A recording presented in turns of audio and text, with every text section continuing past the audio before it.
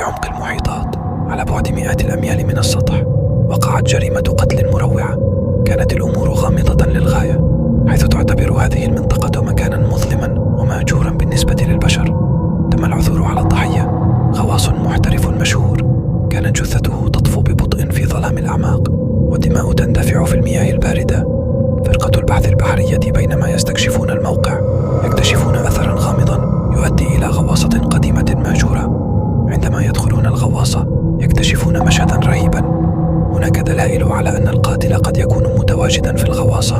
الضوء المحدود والأروقة المظلمة تتبع الفرقة الأدلة وتصل إلى حجرة صغيرة في أعماق الغواصة. هناك يجدون القاتل المشتبه به، وهو غواص آخر مشهور يبدو أنه أصيب بجنون تام وقام بارتكاب جريمته الشنيعة. يلقون القبض